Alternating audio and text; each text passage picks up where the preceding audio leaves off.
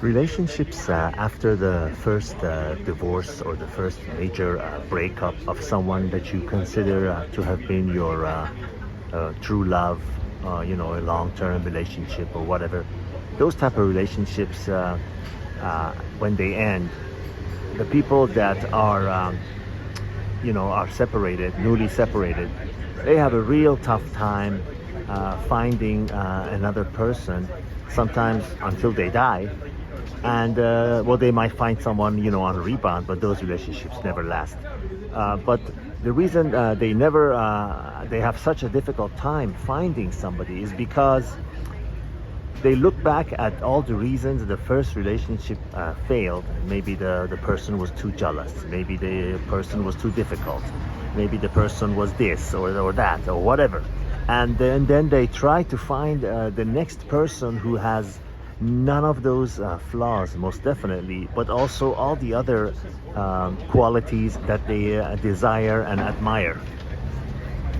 And if you're a wise person, if you're an experienced person, if you're a realistic person, you know that such a person doesn't exist. They say, oh, well, my first husband, he was so, I don't know, he spent too much time at work, or he spent too little time at work, or he was so jealous, he didn't give me room to breathe, or he was too carefree, he didn't care what I did all day long, never asked me how your day was, whatever, you name it. The list of complaints are as long as my leg. And then they try to find someone who doesn't have all those qualities. I have actually seen and I have heard people on dating sites actually include in their profile, mostly women, they include in their profile all the things that directly refers to their ex, and they emphasize how much they hate those qualities, and how much they don't want the new person to not have those, and along with all the new desirable qualities that they're hoping he will have. An exercise in futility. They will never find that person. And the reason the second marriage divorce rates are so high, up in the 70s and higher, is because now they're past that initial marriage where they thought it's going to last a lifetime, and they now are, they're much less tolerant to tough it out and hang in there, hoping things will work out. That's why the second marriage and third marriage divorce rates are upwards of 70 to 80%.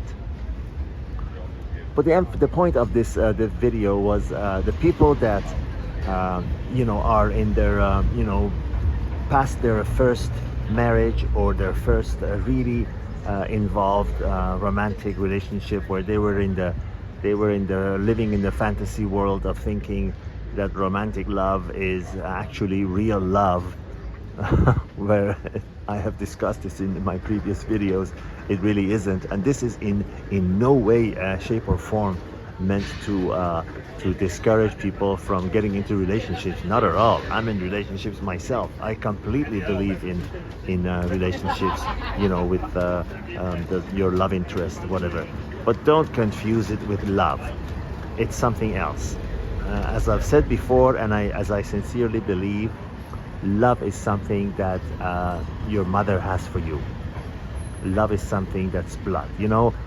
They once asked a wise old man from the East, what is the difference between a love for a friend and love for a family?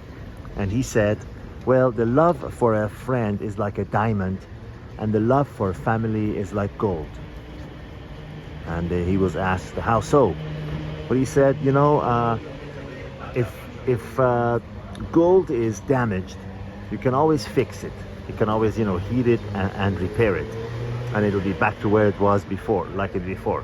But with diamond, if it's damaged, if it's scratched, if it's broken forever. And that's one way to explain that what's in a romantic relationship is not love. whatever it is not real love. They are not there because they genuinely care about your well-being like your mother does or your father does. They're there because of what they think you can do for them. Short and sweet, coming to you from this lovely city of Copenhagen, Denmark, on this 16th day of May. Well, people are out in the sunshine, enjoying outside cafes. And I'll come to you the next video. All the best, signing out from Copenhagen, Denmark.